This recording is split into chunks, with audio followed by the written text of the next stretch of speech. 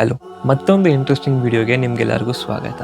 ಇವತ್ತು ನಾವು ಮಾತಾಡೋಕೊಟ್ಟಿರೋದು ಚಾಲೆಂಜರ್ ದರ್ಶನ್ ಅವ್ರ ಬಗ್ಗೆ. ಹೌದು, ಇದು ನಮ್ಮ ತಮ್ಮನೇಲಿ ನೋಡಿದ್ರೆ ನಿಮಗೆ ಗೊತ್ತಾಗೋಗಿರುತ್ತೆ. ಅವ್ರಿಗೆ ಇಷ್ಟೊಂದು ಹೇಟರ್ಸು ಮತ್ತು ಅಷ್ಟೊಂದು ಫ್ಯಾನ್ಸ್ ಸಿಗೋದಕ್ಕೂ ಮುಂಚೆ ಅವ್ರು ಎಷ್ಟೆಲ್ಲ ಕಷ್ಟಪಟ್ಟಿದ್ರು. ಸಿಚುವೇಶನ್ ಎಷ್ಟು ವರ್ಸ್ಟ್ ಆಗುತ್ತೆ ಅಂತಂದರೆ ಒಂದೊಂದು ತಿನ್ನೋಕ್ಕೂ ಕೂಡ ಅವರು ಪರದಾಡ್ತಾ ಇರ್ತಾರೆ. ಫಸ್ಟ್ ಡೇ ನಾನು ಕೂತ್ಕೊಳ್ಳೋ ಚೇರೇ ಓದ್ಬಿಟ್ರು ನನಗೆ. ತಾಯಿ ತನ್ನ ಕಿಡ್ನಿಯನ್ನೇ ಕಳ್ಕೊತಾರೆ. ಮತ್ತು ದರ್ಶನ್ ಅವರು ತನ್ನ ಓಪನ್ನ ಇಷ್ಟೊಂದು ಸ್ಟ್ರಗ್ಲಿಂಗ್ ಸ್ಟೋರಿ ಇದ್ರೂ ಮೀಡಿಯಾ ಇವ್ರನ್ನ ಏನಕ್ಕೆ ಹೇಟ್ ಮಾಡ್ತಾಯಿತ್ತು. ಡಿ ಬಾಸ್ ಆದಮೇಲೆ ಮಾಡಿದ ಒಂದು ಮಿಸ್ಟೇಕ್ ನಿಜವಾಗ್ಲೂ ಒಂದು ಮಿಸ್ಟೇಕ್.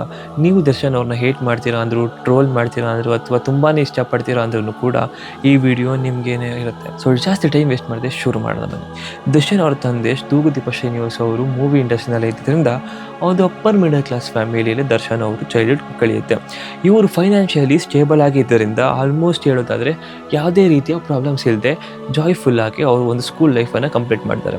ಆದರೂ ಅವರ ತಾಯಿ ಮೀನಾ ಅವರು ಹಣದ ವ್ಯಾಲ್ಯೂನ ಇಂಚಾಗಿ ಅವ್ರಿಗೆ ಅರ್ಥ ಮಾಡಿಸಿರ್ತಾರೆ. ಇದನ್ನ ಯಾಕೆ ಹೇಳ್ತಾ ಇದ್ದೀವಿ ಅಂದರೆ ನಿಮಗೆ ಮುಂದೆ ಗೊತ್ತಾಗುತ್ತೆ. ಸದ್ಯಕ್ಕೆ ಎಲ್ಲವೂ ಸರಿಯಾಗಿ ಹೋಗ್ತಾ ಇರುತ್ತೆ, ಸ್ಕೂಲ್, ಕಾಲೇಜ್, ಮನೆ ಮತ್ತು ಆಟಗಳು.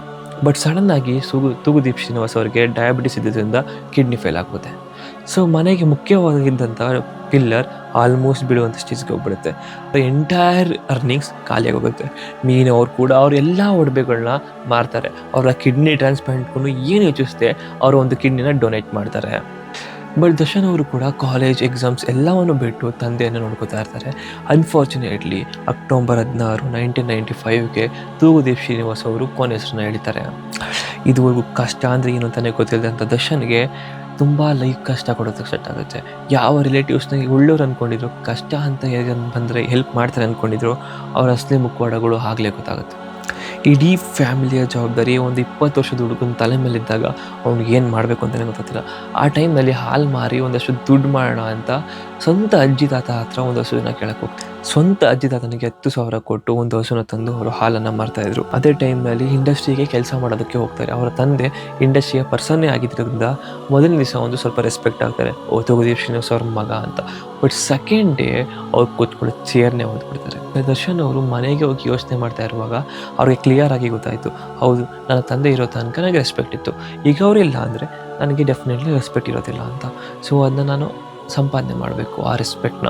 ಅದಕ್ಕೆ ಅವರು ಸ್ಕ್ರಾಚ್ನಿಂದನೇ ಅವರು ಸ್ಟಾರ್ಟ್ ಮಾಡಬೇಕಾಗಿತ್ತು. ಮೊದಲನೇ 2 ವರ್ಷ ಸಿಂಪಲ್ಲಾಗಿ ಲೈಟ್ ಬಾಯ್ ಆಗಿ ಕೆಲಸ ಮಾಡಿ, ಆಮೇಲೆ ಗೌರಿ ಶಂಕರ್ ಅವ್ರಿಗೆ ಅಸಿಸ್ಟೆಂಟಾಗಿ camera technique, lighting, shooting process ಎಲ್ಲವನ್ನು ನಿಧಾನಕ್ಕೆ ಕಲಿಯೋಕ್ಕೆ ಸ್ಟಾರ್ಟ್ ಮಾಡಿದ್ದಾರೆ. ಈವನ್ ಮಾಡಲಿಂಗ್ ಕೂಡ ಟ್ರೈ ಮಾಡ್ತಾರೆ. ಇಷ್ಟು ಹಾರ್ಡ್ ವರ್ಕ್ ಮತ್ತು ಡೆಡಿಕೇಶನ್ ತೋರಿಸುವಾಗ ಅದೆಲ್ಲ ವೇಸ್ಟ್ ಆಗಲಿಲ್ಲ. ಎಸ್ ನಾರಾಯಣ್ ಅವರು ಮೊದಲನೇ ಬಾರಿಗೆ ಅಂಬಿಕಾ ಅನ್ನೋ ಒಂದು ಸೀರಿಯಲ್ನಲ್ಲಿ ದರ್ಶನ್ ಅವರಿಗೆ ಆ್ಯಕ್ಟ್ ಮಾಡೋಕ್ಕೆ ಒಂದು ಚಾನ್ಸ್ನ ಕೊಡ್ತಾರೆ, ಅದು ಸಪೋರ್ಟಿಂಗ್ ರೋಲ್ನಲ್ಲಿ. ಇದೇ ರೀತಿ ತುಂಬ ಸೀರಿಯಲ್ಸ್ನಲ್ಲಿ ಸಪೋರ್ಟಿಂಗ್ ರೋಲ್ನ ಮಾಡ್ತಾ ಮಹಾಭಾರತ ಅನ್ನೋ ಒಂದು ಮೂವಿನಲ್ಲಿ ಫಸ್ಟ್ ಟೈಮ್ ಒಂದು ಸಣ್ಣ ಕ್ಯಾರೆಕ್ಟರ್ನ ಪ್ಲೇ ಮಾಡ್ತಾರೆ. ಅದಾದಮೇಲೆ ದೇವರ ಮಗ, ಭೂತಯ್ಯನ ಮಕ್ಕಳು, etcetera first time main character ಆಗಿ ಡೆಬ್ಯೂ ಮಾಡಿದ್ದು ಮೆಜೆಸ್ಟಿಕ್ ಮೂವಿನಲ್ಲಿ. ಈ ಮೂವಿಗೆ ದರ್ಶನ್ ಅವ್ರನ್ನ ಸೆಲೆಕ್ಟ್ ಮಾಡ್ಕೊಂಡಿದ್ದಾಗ ಅವರ ಮುಂದೆಯೇ ತುಂಬ ಜನ ಇದೆಲ್ಲ ಒಂದು ಮೂವಿನ, ಇವರೆಲ್ಲ ಒಂದು ಹೀರೋನ ಅಥವಾ ನೆಗೆಟಿವ್ ಆಗಿ ಮಾತಾಡಿರ್ತಾರೆ. ನಮಗೆ ಆಯ್ಕೆ ಮಾಡಿ ಹೀರೋಗೆ ಆ್ಯಕ್ಟ್ ಮಾಡಿಸ್ತೀವಿ ಅಂದಾಗ ದರ್ಶನ್ ಅವ್ರ ಮುಂದೆ ನನ್ನ ಮುಂದೆ ಕೂತ್ಕೊಂಡೆ ತುಂಬ ಜನ ಮೈನಸ್ ಆಗಿ ಮಾತಾಡಿದ್ರು, ತುಂಬ ಅಡ್ಡ ಆಯ್ತಿದ್ರು. ಆಗ ದರ್ಶನ್ ಅವರು ಏನು ಮಾತಾಡಲ್ಲ. ಆದರೆ ಮೆಜೆಸ್ಟಿಕ್ ಮೂವಿ ತುಂಬಾ ಮಾತಾಡುತ್ತೆ.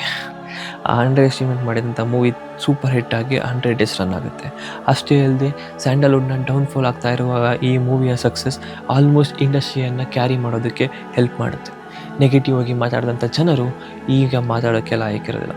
ನೆಕ್ಸ್ಟ್ ಬಂದಂಥ ಕರಿಯ ಮೂವಿ ಕೂಡ ಬ್ಲ್ಯಾಕ್ ಬಸ್ಟರ್ ಆಗುತ್ತೆ. ಆಲ್ಮೋಸ್ಟ್ ಒಬ್ಬ ಸೂಪರ್ ಸ್ಟಾರ್ ಆಗೋ ಸ್ಟೇಜ್ಗೆ ಬಂದಿರ್ತಾರೆ. ಯಾಕೆಂದರೆ ಈ ಸ್ಟೇಜ್ಗೆ ರೀಚ್ ಆಗೋಂಥ ದೊಡ್ಡ ಕಷ್ಟ ಆದಂಥ ದರ್ಶನ್ ಅವ್ರಿಗೆ ಮತ್ತೆ ಆ ಸ್ಟೇಜ್ಗೆ ಬಂದು ಕೆಳಗೆ ಬೀಳೋದು ಎಷ್ಟು ಕಷ್ಟ ಆಗ್ಬೋದು. ಕರಿಯ ನಂತರ ದರ್ಶನ್ ಆ್ಯಕ್ಟ್ ಮಾಡೋಂಥ ಎಲ್ಲ ಮೂವಿಗಳು ಆ್ಯಾರೇಜ್ ಆಗಿತ್ತು ಅಥವಾ ಫ್ಲಾಪೇ ಆಗುತ್ತೆ, ಬಿಕಾಸ್ ಆಫ್ ಅವರ್ ವೇಟ್ ಅಂತ ಅವರೇ ಹೇಳ್ತಾರೆ ಒಂದು ಇಂಟರ್ವ್ಯೂವಲ್ಲಿ. ಆಗುತ್ತೆ ಇದು ಹೋದ್ರೆ ಅಷ್ಟೇ ನಾನು ಮುಗಿದು. ಆ್ಯಕ್ಚುಲಿ ಏನಾದ್ರು ಕಲಾಸಿಪಾಳ್ಯ ಬಿದ್ದಿದ್ರೆ ನನ್ನ ಕೆರಿಯರ್ ಅಲ್ಲಿಗೆ ಮುಗಿದೋದು.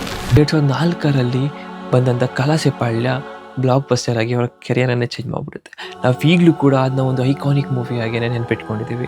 ಇದಾದಮೇಲೆ ಒಂದ್ರ ಮೇಲೆ ಒಂದು ರೀತಿ ಎಲ್ಲ ಮೂವಿಗಳು ಕೂಡ ಹಿಟ್ ಆಗ್ತಾ ಬರ್ತವೆ. ಅದರಲ್ಲೂ ಸಾರಥಿ, ಸಂಗೊಳ್ಳಿ ರಾಯಣ್ಣ ಆ್ಯಂಡ್ ನವಗ್ರಹ ಇಡೀ ಕರ್ನಾಟಕದಲ್ಲೇ ಸದ್ದು ಮಾಡುತ್ತೆ, ಒಂದು ಸೆನ್ಸೇಷನ್ನ ಕ್ರಿಯೇಟ್ ಮಾಡುತ್ತೆ. ದರ್ಶನ್ ಬೆಳಿತಾನೆ ಹೋದರು, ಅಷ್ಟು ಹಿಟ್ ಆಯ್ತಾ ಬಂತು ಅವರೆಲ್ಲ ಮೂವೀಸು ಕೂಡ. ಹಿಂದೆ ತಿರುಗಿ ನೋಡೋ ಮಾತೇ ಇರಲಿಲ್ಲ. ದರ್ಶನ್ ಅವರ ಲೆವೆಲಾಗಿ ಟಚ್ ಮಾಡೋದಕ್ಕೆ ಬೇರೆ ಯಾವುದೇ ಆ್ಯಕ್ಟರ್ಸ್ನ ಸಾಧ್ಯ ಇರಲಿಲ್ಲ. ಆ ರೀತಿಯ ಒಂದು ಸಕ್ಸಸ್, ಲಾಯಲ್ ಫ್ಯಾನ್ಸ್ ದರ್ಶನ್ ಅವ್ರಿಗೆ ಸಿಕ್ಕಿದ್ರು. ಸ್ಯಾಂಡಲ್ವುಡ್ನ rock star. But fast forward ಮಾಡಿದ್ರೆ ಅವರ ಒಂದೇ ಒಂದು ಮೂಮೆಂಟ್ನ ಕೋಪ ಜನರನ್ನ ತಮ್ಮನ್ನೇ ತಾವೇ ಕ್ವಶನ್ ಮಾಡ್ಕೊಳ್ಳೋ ರೀತಿ ಮಾಡುತ್ತೆ. ಅದೇ ರೇಣುಕಾ ಸ್ವಾಮಿ ಕೇಸ್, ಇದ್ರ ಬಗ್ಗೆ ನಾವು ಡೀಟೇಲ್ ಆಗಿ ಹೇಳೋದೇನು ಬೇಕಾಗಿಲ್ಲ. ಏನೇನಾಗಿದೆ ಅನ್ನೋದು ಈ 1.5 ವರ್ಷದಲ್ಲಿ ನಿಮಗೆ ಚೆನ್ನಾಗಿ ಗೊತ್ತಿದೆ. ಬಟ್ ಈ ಸ್ಟೋರಿಗೆ ಕನ್ಕ್ಲೂಷನ್ಗೆ ಹೋಗೋಕ್ಕೂ ಮುಂಚೆ ನಾವು ಒಂದು ಕ್ಲಿಪ್ ನೋಡ್ಬೇಕು ಅನ್ಸುತ್ತಾ ಇದೆ. ಸೊ ನಿಮಗೂ ಕ್ಲಿಪ್ನ ತೋರಿಸ್ತೀವಿ ನೋಡಿ. ನಾನು ಫ್ಲೈಟ್ ಹತ್ತಲೇಬೇಕು, ಈಗ ಏನಾದರೂ ಆಗಲಿ ಬರ್ಬೇಕು ಬೆಂಗಳೂರಿಗೆ. ನಾನು ಇಲ್ಲ ಮ್ಯಾಟ್ರ್ ಆಗಿತ್ತು, ನಾನು ಏನೇನೋ ಮಾಡಿದೆ. ಸರಿ ಪುಷ್ ಆಯಿತು ಲಾಸ್ಟ್ ಫ್ಲೈಟು ಇದಾಗಬೇಕು, ಯಾಕಂದರೆ ಶೂಟಿಂಗ್ ಇತ್ತು. ನಾನು ಆ್ಯಕ್ಚುಲಿ ಯಾಕೆ ಇಷ್ಟೊಂದು ಇದು ಮಾಡ್ತಾ ಇದ್ದೇನೆ ಅದನ್ನು, ಇವತ್ತು ದೊಡ್ಡದಾಗಿದೆಯಲ್ಲ ಒಂದು ವಾರ ಬಿಡೋಣ. ಆ್ಯಕ್ಚುಲಿ ಅದು ಬಂದಿದ್ದು ಥಾಟ್ ನನಗದು, ಒಂದು ವಾರ ಬಿಡೋಣ. ಆ ಪ್ರಾಬ್ಲಮ್ ದೊಡ್ಡದಾಗಿದ್ದಾಗ ಸುಮ್ಮನೆ ಇದ್ದು ಹೋಗ್ತಾ ಚಿಕ್ಕದಾಗುತ್ತೆ. ಕರೆಕ್ಟ್ ಟಾರ್ಗೆಟ್ಗೆ ಹೊಡಿತಾರೆ. ಈ ಕ್ಲಿಪ್ಪಿಂದ ಏನು ಅರ್ಥ ಮಾಡ್ಕೋಬೇಕು ಅಂದರೆ ರೇಣುಕಾ ಸ್ವಾಮಿ ಏನು ಮಾಡೋದು ಅದು 100% ತಪ್ಪೆ. ನಮ್ಮ ಹತ್ರ ಇಂಟರ್ನೆಟ್ ಇದೆ ಅನ್ನೋ ತಕ್ಷಣ ಯಾರ ಬಗ್ಗೆ ಬೇಕಾದರೂ ಹೇಗೆ ಬೇಕಾದರೂ ಕಮೆಂಟ್ ಪಾಸ್ ಮಾಡೋದು ಸರಿಯಲ್ಲ. ಅದೇ ರೀತಿ ಕಮೆಂಟ್ ಮಾಡಿದ್ರು ಅಂದ ತಕ್ಷಣ ನಾವು ಆ ಥರ ಒಂದು ಅಟೆಂಪ್ಟ್ ಮಾಡೋದು ಕೂಡ ಸರಿಯಲ್ಲ. ಆ ಕ್ಲಿಪ್ನಲ್ಲಿ ಹೇಳಿದ ರೀತಿಯಲ್ಲೇ ಸ್ವಲ್ಪ ಪೇಷನ್ಸ್ ಜೊತೆ ಹ್ಯಾಂಡಲ್ ಮಾಡಿದರೆ ಮೇ ಬಿ ಸಿಚುವೇಶನ್ ಇಷ್ಟು ವರ್ಸ್ಟ್ ಆಗ್ತಾ ಇರಲಿಲ್ಲ. ಯಾಕೆ ಅಂದರೆ ಇದಕ್ಕೆ ಭಾಳಷ್ಟು ಆಪ್ಷನ್ಸ್ ಇತ್ತು. ಇವರ ಕೆರಿಯರ್ನಲ್ಲಿ ಇದೊಂದು ಪಾರ್ಟನ್ನು ಬಿಟ್ಟರೆ ಅವರು ಎಷ್ಟೊಂದು ಒಳ್ಳೆ ಕೆಲಸಗಳನ್ನ ಮಾಡಿದ್ದಾರೆ, ಎಷ್ಟೋ ಚಾಲೆಂಜಸ್ಗಳನ್ನ ಫೇಸ್ ಮಾಡಿದ್ದಾರೆ. ಇನ್ನು ಮಿಡಲ್ ಕ್ಲಾಸ್ ಜನರಿಗಂತೂ ತುಂಬ ಇನ್ಸ್ಪೈರ್ ಆಗುವಂಥ ವಿಷಯಗಳಿದೆ. ಬಿಕಾಸ್ ಅರ್ಲಿ 20s ಫೇಸ್ ಮಾಡಿದಂಥ ಚಾಲೆಂಜಸ್ಸು, ಫ್ಯಾಮಿಲಿ, ಮಾತುಗಳು, ಅದಕ್ಕೆ ಈ ಜರ್ನಿಯನ್ನು ಎಲ್ಲರೂ ರಿಲೇಟ್ ಕೂಡ ಮಾಡ್ಕೋತೀವಿ, ಮೋಟಿವೇಟ್ ಕೂಡ ಆಗ್ತೀವಿ. ಬಟ್ ಯಾರನ್ನೇ ಆದರೂ ತುಂಬ ಬ್ಲೈಂಡಾಗಿ ಫಾಲೋ ಮಾಡೋದು ತಪ್ಪೆ. ಓವರ್ ಈ ಜರ್ನಿಯಿಂದ ಏನು ಅರ್ಥ ಮಾಡ್ಕೋಬೋದು ಅಂತಂದರೆ, ಜನ ನಿಜವಾದ ಮುಖಗಳು ನಮ್ಮ ಗುಡ್ ಫೇಸಲ್ಲಂತೂ ಯಾವುದು ಗೊತ್ತಾಗಲ್ಲ. ನಾವು ಯಾವಾಗ ಸ್ಟ್ರಗಲ್ ಮಾಡ್ತಾ ಇರ್ತೀವೋ, ಸಹಾಯದ ಓಪ್ನಲ್ಲಿ ಇರ್ತೀವಲ್ಲ, ಆವಾಗಲೇ ಗೊತ್ತಾಗುತ್ತೆ. ನಾವು ಯಾವಾಗ ಸಹಾಯ ಮಾಡ್ತೀವಲ್ಲ ಆವಾಗಲ್ಲ, ನಾವು ಯಾವಾಗ ಸಹಾಯ ಕೇಳ್ತೀವಲ್ಲ ಆವಾಗ ಗೊತ್ತಾಗುತ್ತೆ ನಿಜವಾದ ನಿಮ್ಮ ಫ್ರೆಂಡ್ ಯಾರು ಅಥವಾ ನಿಮ್ಮ ರಿಲೇಟಿವ್ ಯಾರು ಅಂತ. ನಿಮ್ಮ ಗ್ರಾಫ್ ಸಡನ್ಲಿ ರೈಸ್ ಆಗ್ತಾ ಇದೆ ಅಂದರೆ ಸಡನ್ನಾಗಿ ಅದು ಡೌನ್ ಕೂಡ ಆಗ್ಬೋದು. ನಾವು ಅದಕ್ಕೆಲ್ಲಕ್ಕೂ ರೆಡಿ ಆಗಿರಬೇಕು. ಅಥವಾ ಮತ್ತು ಮೇಲೆ ಕೆಳಗೆ ಆಗೋ ಇದರಲ್ಲಿ ನಮ್ಮನ್ನು ನಾವೇ ಕಳ್ಕೊಳ್ತೀವಿ ಎಷ್ಟೋ ಸಲ. ಪೇಷನ್ಸ್ ಇರಬೇಕು. ಪೇಷನ್ಸ್ ಯಾಕಿರಬೇಕು ಅಂತ ನಿಮಗೆ ಗೊತ್ತಿದೆ. ಯಾಕೆಂದರೆ ಇದನ್ನು ನೀಟಾಗಿ ನೋಡಿದ್ರೆ ಅವ್ರ ಲೈಫ್ ಸ್ಟೋರಿನ ನಮ್ಗೆ ಗೊತ್ತಾಗುತ್ತೆ. ನಾವು ಇದ್ರ ಬಗ್ಗೆ ಕಲಿತಂಥ ಒಂದು ಬಿಗ್ಗೆಸ್ಟ್ ಲೆಸನ್ ಇದಾಗಿರುತ್ತೆ. ನೀವು ಇದರಿಂದ ಕಲಿತಂಥ ಲೈಫ್ ಸ್ಟೋರಿನ ಅಂತ ನೀವು ಕಮೆಂಟ್ ಮಾಡಿ. ಸೊ ಇದೇ ಥರ ಇನ್ನೊಂದು ಇಂಟ್ರೆಸ್ಟಿಂಗ್ ವೀಡಿಯೋ ಜೊತೆ ನಿಮ್ಮ ಜೊತೆ ಬರ್ತೀನಿ. ಅಲ್ಲಿವರೆಗೂ ನಮ್ಮ ಚಾನಲ್ ಫಾಲೋ ಮಾಡ್ಕೊಳ್ಳಿ ಮತ್ತು ಸಬ್ಸ್ಕ್ರೈಬ್ ಮಾಡ್ಕೊಳ್ಳಿ.